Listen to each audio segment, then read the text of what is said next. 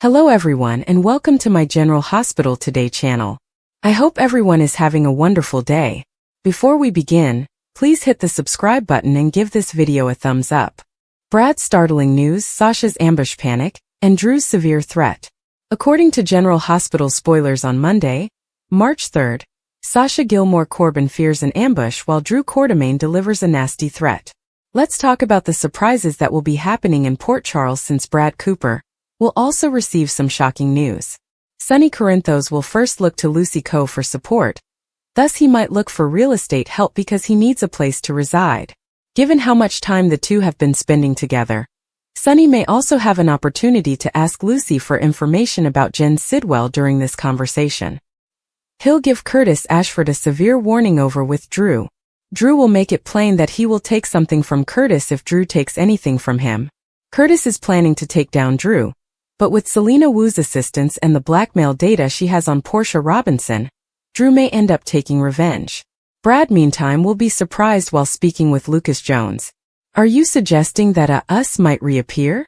In Monday's GH teaser video, Brad asks, Lucas might be amenable to the notion of perhaps going on a few dates and observing the results. Brad will feel hopeful, but his most recent agreement with Selena can backfire and ruin their romantic reunion. Giovanni Gio Palmieri will sit down with Dante Falconeri at Bobby's and acknowledge that Dante may be the only person who can relate to him. Gio might be thinking about his late father, or at least the guy he thinks was his father, after his confrontation with Tracy Quartermaine. Given that Dante didn't discover Sonny was his father until much later, Gio might believe that Dante can identify with the emptiness he had as a child. Gio might wish his father was still with him so he could develop a relationship with him similar to what Dante eventually established with Sonny. Naturally, Gio won't be aware that he is doing just that right now. It will be intriguing to see how they bond without that important information because Dante is Joe's biological father. She will discuss a risk that is unquestionably worthwhile with Damian Spinelli over with Lulu Spencer. To find out what facts Martin Gray might be concealing regarding Valentine Cassadine, Lulu might ask Spinelli for assistance. It appears that Lulu will rely on Spinelli to assist her and provide her with updates because she believes Martin may have the secret to locating Charlotte Cassadine. Because of his interaction with Lois Cerullo, Martin has case notes that detail the entire adoption story. Lulu may eventually obtain those case documents because we know that her snooping will be part of the future plot of Dante and Brooklyn Quartermaine. Sasha will become enraged over an unwanted guest at the Quartermaine estate in the interim. Go now or I'll yell. With a meat mallet in hand, Sasha declares. Will Sidwell be the one to interrupt and tell Sasha to keep out of his way? For Sasha's personal benefit and the benefit of the unborn child she is carrying, Sidwell might advise her to back off. We'll give you predictions about all the mayhem, since General Hospital spoilers indicate that Sasha will be shaken by her impending confrontation. Molly Bond's Lucky's favor, Isaiah's warning, and Sasha's exasperation. Watching today's GH episode is highly recommended. Mayhem, action and secrets that change the game. General Hospital spoilers indicate a sneak peek for Friday, February 28, 2025, has been made public. It demonstrates how much more Sasha Gilmore Corbin can handle. Cody Bell and Molly Lansing Davis form a bond. Lucky Spencer is in need of a favor. Jordan Ashford is also cautioned by Isaiah Gannon. The warning of Isaiah Gannon. Anticipate another conversation between Isaiah and Jordan over Jen Sidwell on Friday, February 28. Isaiah has first-hand knowledge of Sidwell's potential for danger and death. Jordan is adamant on going underground in spite of the risks and dangers. Jordan receives a warning from Isaiah. Isaiah threatens to threaten Jordan with death if she stands in Sidwell's path of achieving his objectives. Lucky, meanwhile, remains in the hospital, but he does need someone to do him a favor. Luke Spencer's message to Lucky, who was on the verge of death, may have anything to do with this favor. That incident appears to have had a significant impact on Lucky. Exasperated Sasha Gilmore Corbin. Sasha will be frustrated over at the Quartermaine mansion. In the upcoming episode's teaser, Sasha exhales deeply while bracing her palms against her knees and hanging her head. Sasha admits that she is genuinely unsure of how much more she can handle. Advice from Jason Morgan. According to General Hospital spoilers for today's episode, Jason Morgan is also featured in the promo footage. They want to make the decisions according to Jason. Jason appears to be speaking to Sasha. Sunny Corinthos asserts elsewhere that this simply does not stack up. With Sunny, a lot is happening. Sidwell and Drew Kane Quartermain might be collaborating on this. Laura Collins just informed Sunny about the impending domain proposal. It's difficult to watch Sunny just relax and allow Sidwell take what is rightfully his without a struggle, despite Laura's warnings not to strike back. Davis-Molly Lansing bonds. Additionally, fans can anticipate Molly and Cody growing closer. Molly casually remarks that perhaps one day she will have the confidence to do so.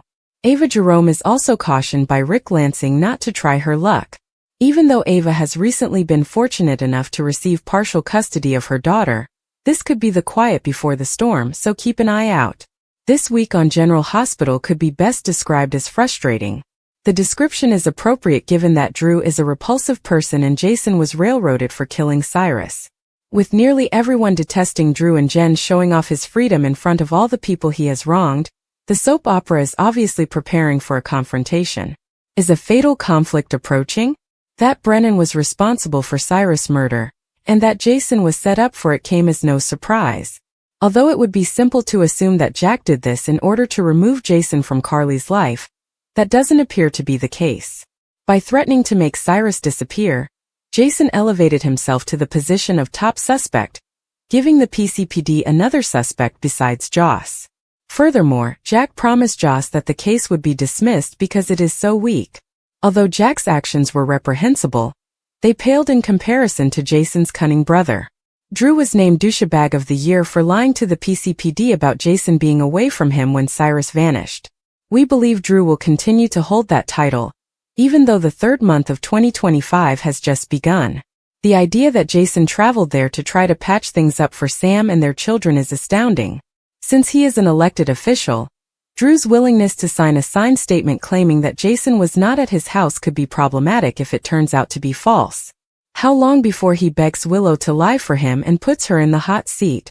In a move that would make for a fantastic whodunit thriller, Drew added yet another suspect to the already lengthy and expanding list. Drew Quartermain was murdered by whom? Sunny was told by Laura, Jordan, and Curtis that Sidwell and Drew were collaborating to seize his warehouses and piers. Jason then told him about the explosion Sidwell used to destroy the warehouse where he kept Sunny's penthouse was targeted by a different kind of gadget than Sasha. Given all the bomb discussion, would Sidwell blow up Sunny's warehouse and dock if necessary? Everything is suggesting that a major conflict is imminent, and we are aware of Sidwell's potential. Last but not least, time is running out and Sunny will soon need that heart operation. Sidwell is aware that he and Natalia were seeing a cardiologist in Los Angeles, but he doesn't know why. I might see Sidwell and Drew taking advantage of Sunny's absence to pursue his assets, or Sunny will continue to put off the procedure, resulting in health issues for himself. Additional thoughts on the storyline. Positively, I thought it was great when Jack threatened to bomb Sidwell and complete the work he began in Africa. On the downside, his suggestion that Joss be a WSB agent is absurd, as I stated in my column from last week. Reminding him that he had given her clues about Cyrus, she at least consented, opening her mouth to let the killer know he was a suspect. Joss is not Jennifer Garner, and this is not Alias. Elizabeth kissed Lucky as soon as he woke up and I adored that. That kiss with fake Lucky washed away. Additionally, Lucky had some excellent lines this week. He told Sunny that he heard Luke's voice reassure him that it wasn't his time, and he told Isaiah that his heart saved him from certain death since he has attachments in Port Charles. I don't want to watch Lulu embark on some epic quest to save Charlotte, because I'm sick of hearing her babble about her. Simply arrange for Charlotte to appear in Port Charles, tell everyone that her beloved father sent her back since it was in her best interests, and then go on. I'm very happy that Finn, Chase, and Brooklyn did not have to repeat Christina and Molly's awful choice. Although it was anticipated that Chase would use Finn as a sperm donor. Thank you. Now simply proceed with exposing Geo. The recent joke between Tracy and Martin about the Quartermain crypt not being on Quartermain property was entertaining. The casualness with which Martin threatened to evict Edward and Lila from their resting place and move them astounded me. Brad's decision to sell Portia to his Aunt Selena would ultimately backfire. Any chance of Brad and Lucas getting back together was probably gone. The cutting room floor might have been the setting for numerous situations this week. Although their date went well, Kai and Trina only discussed his injuries, his future, and whether or not she was somewhat to blame for keeping him from playing his best game. The same talking points applied when Trina told Stella about her and Kai's date.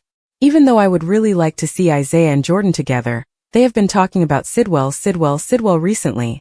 And it's the same exchange, in which Isaiah advises her against looking into him. Even Sasha's constant tirade about doing it on my own is starting to irritate me, and the thought of Christina makes my head hurt. According to General Hospital News, some astute viewers have once again observed that the show's authors have been making some serious errors. However, Drew is the reason this time. For all the information you require, continue reading below. Spoilers for General Hospital. The authors made this serious error with Drew.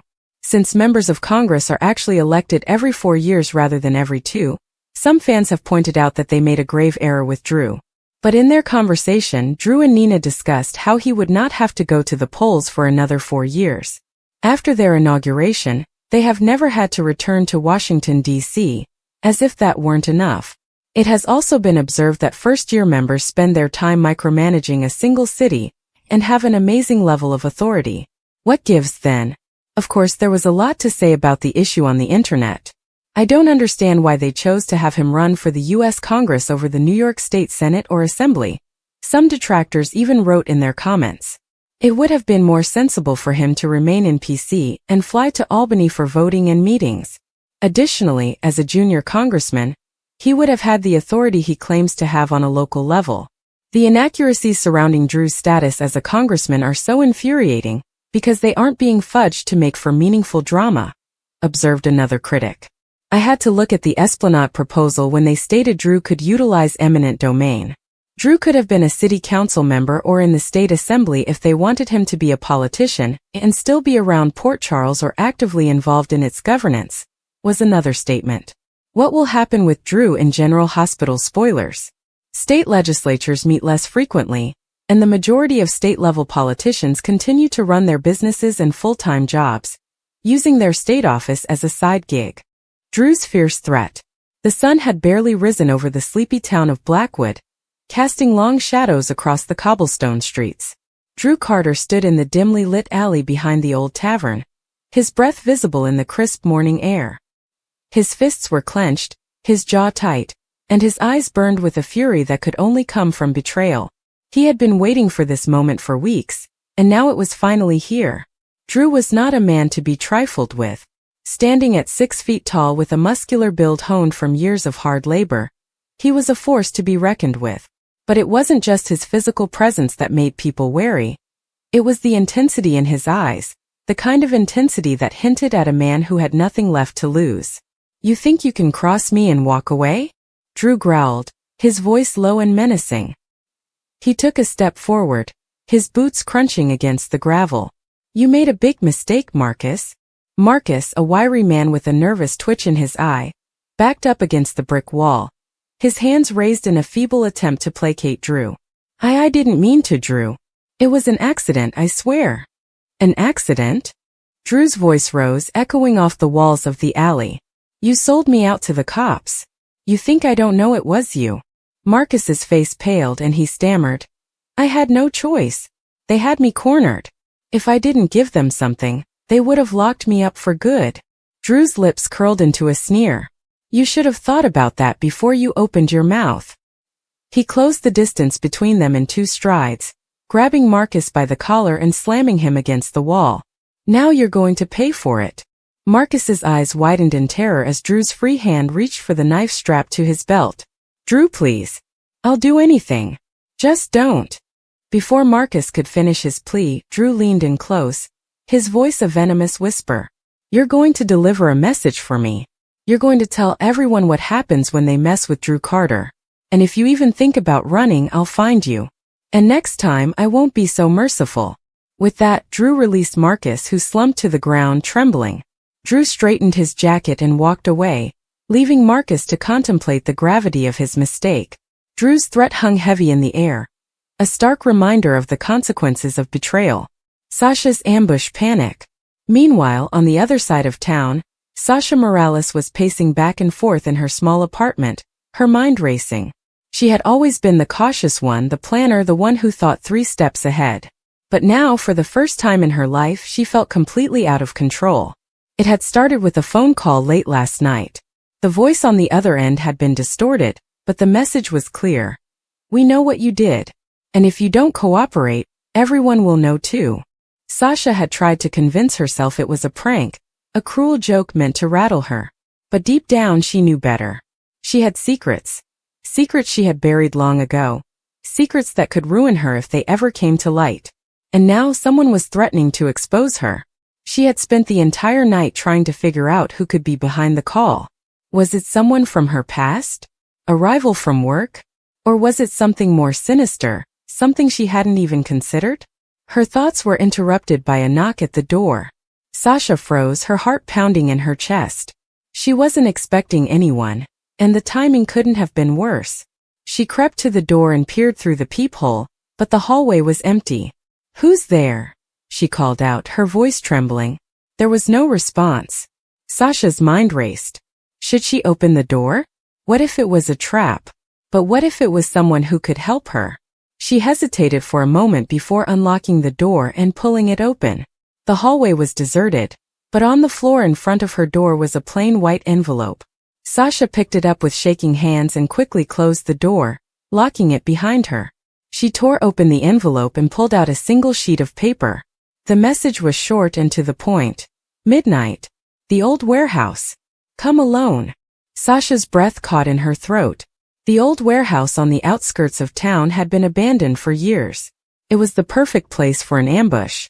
But what choice did she have? If she didn't show up, her secrets would be exposed. And if she did show up, well, she wasn't sure she wanted to think about that. As the hours ticked by, Sasha's anxiety grew. She tried to come up with a plan, but her mind was a whirlwind of fear and uncertainty. By the time midnight rolled around, she was a nervous wreck, but she knew she had to go. The warehouse loomed in the distance, its broken windows and crumbling walls casting eerie shadows in the moonlight. Sasha parked her car a block away and approached on foot, her heart pounding with every step. She reached the entrance and hesitated, her hand hovering over the door. Taking a deep breath, she pushed the door open and stepped inside. The interior was dark and silent, the only sound the faint creaking of the old building. Sasha's eyes darted around, searching for any sign of movement. "I'm here," she called out, her voice echoing in the empty space. "What do you want?" There was no response. Suddenly, a loud crash echoed through the warehouse and Sasha spun around, her heart racing. She saw a shadow move in the corner of her eye and instinctively backed away, but it was too late. A figure emerged from the darkness, blocking her path to the exit. "You shouldn't have come," the figure said, their voice cold and menacing. Sasha's panic reached a fever pitch as she realized she had walked right into a trap. She turned to run, but another figure appeared, cutting off her escape. She was surrounded. Brad's stunning news. While Drew was delivering his fierce threat and Sasha was facing her ambush panic, Brad Thompson was sitting in his office, staring at the computer screen in front of him. The words on the screen were simple, but their implications were anything but. "Congratulations, Brad. You've been selected for the promotion." Brad had been working toward this moment for years. He had put in countless hours, sacrificed time with his family, and pushed himself to the limit, all for this one opportunity. And now it was finally here. But instead of feeling elated, Brad felt conflicted. The promotion meant more money, more responsibility, and more prestige. But it also meant uprooting his life and moving to a new city, leaving behind everything he had built in Blackwood. As he sat there lost in thought, his phone buzzed on the desk. He glanced at the screen and saw that it was his wife, Emily. He hesitated for a moment before answering. "Hey, Em," he said, trying to sound cheerful.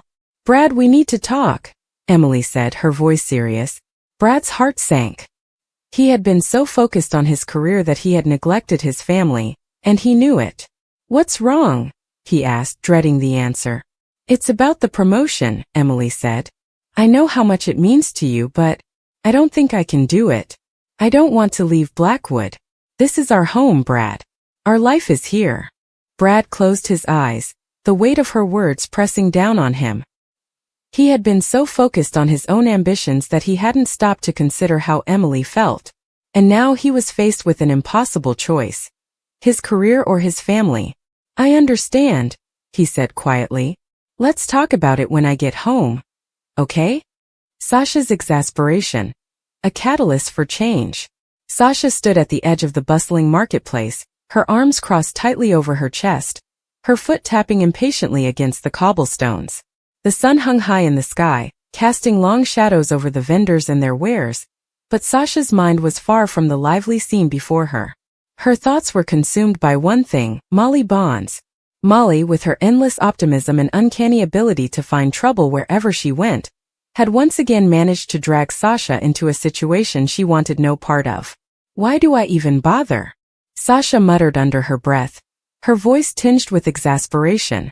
She had always been the pragmatic one, the voice of reason in their unlikely duo. Molly, on the other hand, was a whirlwind of chaos, her heart always leading her into the most unpredictable of circumstances. This time it was something about a favor owed to a man named Lucky, a favor that had already cost them more than they could afford. Sasha's exasperation wasn't just about the immediate situation, it was about the pattern. Time and time again, Molly's impulsive decisions had put them in harm's way, and Sasha was growing tired of cleaning up the mess. Yet, despite her frustration, she couldn't bring herself to walk away. There was something about Molly's unwavering belief in doing the right thing, no matter the cost, that kept Sasha tethered to her. It was a bond that defied logic, a connection that Sasha couldn't quite explain or escape. As she stood there, stewing in her irritation, a familiar voice broke through her thoughts. "Sasha! There you are!" Molly's cheerful tone was like a splash of cold water, snapping Sasha back to reality. She turned to see Molly approaching, her face flushed with excitement and her hands clutching a small, intricately carved box. "What now?" Sasha asked, her tone sharper than she intended. Molly's smile didn't waver. "I found it. Lucky's favor. It's real, Sasha. And it's even more beautiful than I imagined." She held out the box, her eyes shining with triumph. Sasha stared at the box, her exasperation momentarily replaced by curiosity. Lucky's favor was a legend, a talisman said to bring its bearer unimaginable luck, or unimaginable ruin, depending on who you asked. Sasha had always dismissed it as a fairy tale, but seeing it now in Molly's hands made her question everything she thought she knew. "Do you have any idea what you've gotten us into?" Sasha asked, her voice low and tense. Molly's smile faltered for the first time. "I know it's risky, but this could change everything for us. We just have to be careful." "Careful?" Sasha echoed, her frustration bubbling over. "Molly, you're the least careful person I know. This isn't some game. This is real life with real consequences. And I'm not sure I'm willing to pay the price for your recklessness anymore."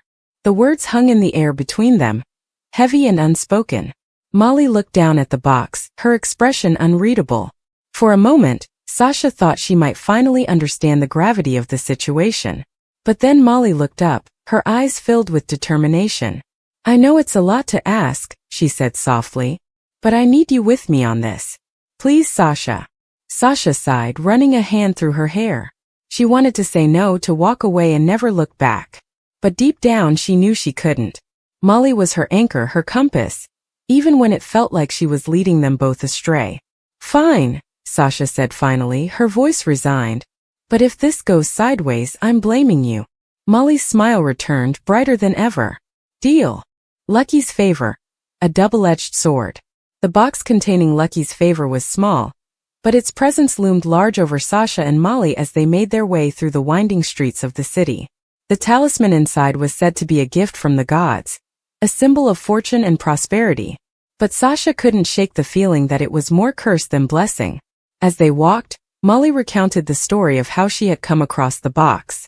It had been hidden in the depths of an ancient temple, guarded by traps and riddles that only someone as resourceful, or as reckless, as Molly could have navigated. She spoke with pride, her voice filled with excitement, but Sasha couldn't help but notice the shadows under her eyes, the faint tremor in her hands. The journey had taken its toll, and Sasha wondered if Molly was in over her head. "So what's the plan?" Sasha asked, cutting through Molly's rambling. "We can't just walk around with a priceless artifact. Someone's bound to notice. Molly nodded, her expression turning serious. We need to find Isaiah. He's the only one who can help us unlock the true power of Lucky's favor. Sasha frowned. Isaiah was a name she had heard before, whispered in hushed tones by those who dabbled in the occult. He was a seer, a man who claimed to have visions of the future. Some called him a prophet. Others called him a fraud. Sasha wasn't sure which was worse. Isaiah? She repeated skeptically. You're putting our fate in the hands of a fortune teller? He's more than that, Molly insisted. He's the one who told me about Lucky's favor in the first place. He said it would change everything for better or for worse. Sasha's unease grew. She didn't like the idea of relying on someone she didn't know, especially when the stakes were so high. But Molly's determination was unwavering, and Sasha knew there was no talking her out of it. Isaiah's warning. A glimpse into the future. They found Isaiah in a dimly lit room above a tavern, surrounded by candles and strange artifacts. His eyes were closed, his hands resting on a crystal ball as he murmured words in a language Sasha didn't recognize. When he opened his eyes, they were piercing, almost unnerving in their intensity. You found it, he said, his voice low and gravelly. Lucky's favor. Molly nodded, holding out the box. We need your help. You said it could change everything. Isaiah's gaze shifted to Sasha, and she felt a chill run down her spine. And you, he said, his tone accusatory. You doubt me. Sasha crossed her arms, refusing to be intimidated. I don't know you. For all I know, this is some elaborate scam. Isaiah chuckled, a sound that was more unsettling than reassuring. You're right to be cautious. Lucky's favor is not what it seems. It is a tool, yes, but one that comes with a price. What kind of price? Sasha asked, her voice tight. Isaiah's expression darkened. The talisman grants its bearer great fortune, but it also attracts great danger. Those who seek its power will stop at nothing to claim it. And once it is activated, there is no turning back. Molly's eyes widened. What do you mean? Isaiah leaned forward, his gaze locking onto hers. The talisman is tied to your fate, Molly Bonds. It will bring you the luck you desire, but it will also bring you face to face with your greatest fear. And once that happens, there is no escape. Sasha's heart pounded in her chest. She had always known Molly's recklessness would lead them into trouble, but this was something else entirely. We need to get rid of it, she said, her voice urgent, before it's too late. But Molly shook her head, her determination unshaken. No, this is our chance to change everything. I'm not going to let fear stop us. Isaiah's warning echoed in Sasha's mind as they left the room, the box clutched tightly in Molly's hands. She wanted to believe that Molly was right, that they could handle whatever came their way. Jason Morgan framed for Cyrus Renault's murder. The truth behind Brennan's scheme. For years, Jason Morgan has been one of the most formidable figures in Port Charles. His unwavering loyalty, razor-sharp instincts, and unyielding sense of justice have made him a powerful ally and a dangerous enemy. However, when the shocking news of Cyrus Renault's murder sent shockwaves through the town, Jason suddenly found himself in an unfamiliar and precarious position, framed for a crime he didn't commit. The mastermind behind it all? Brennan. The setup, framing a legend. Cyrus Renault was no saint. A notorious drug lord with a penchant for manipulation, he had made countless enemies in Port Charles. From Sonny Corinthos to Laura Collins, nearly everyone had a reason to want him gone. However, Jason Morgan had always operated with a code. He wasn't one to kill without purpose, and certainly not without a plan. Yet, the evidence against him seemed insurmountable. The crime scene was meticulously staged.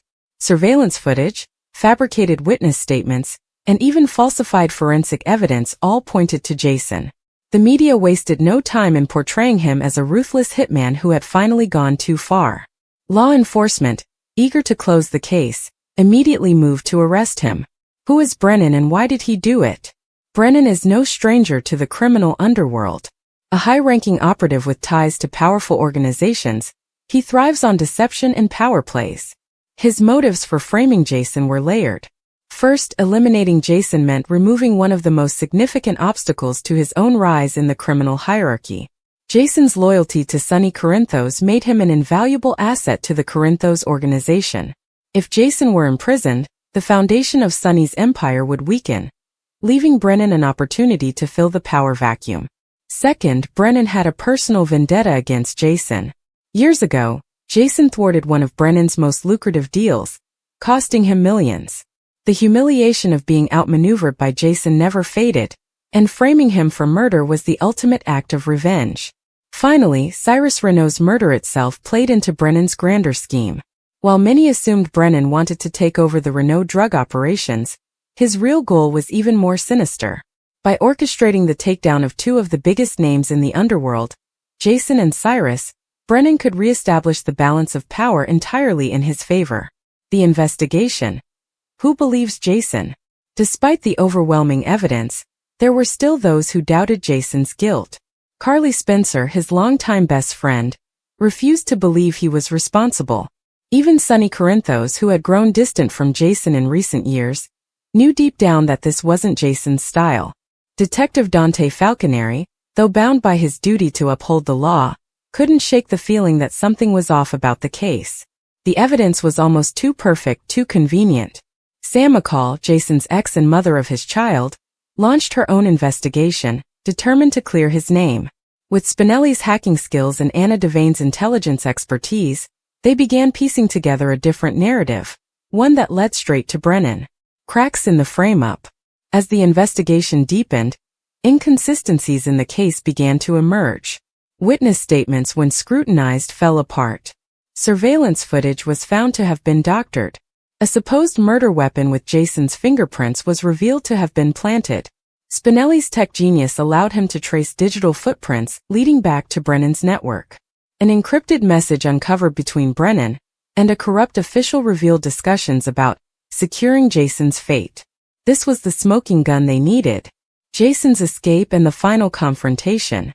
With the walls closing in and the authorities unwilling to reconsider his guilt, Jason had no choice but to take matters into his own hands. With help from his allies, he staged a daring escape. Now a fugitive, he worked tirelessly to expose Brennan while avoiding capture. As the evidence against Brennan mounted, he grew desperate. In a final showdown, Brennan attempted to eliminate Jason once and for all, only for the tides to turn against him. With the authorities now aware of the truth, Brennan was arrested, clearing Jason's name. Aftermath. What's next for Jason? With his name cleared, Jason faced a new dilemma. What now? His return to Port Charles wasn't simple. Trust had been shaken, alliances had shifted, and his old life was no longer the same. But one thing was certain. Jason Morgan was back, and those who had crossed him would soon learn that some enemies are never truly defeated. Brennan's arrest marked the end of one chapter, but the battle for power in Port Charles was far from over.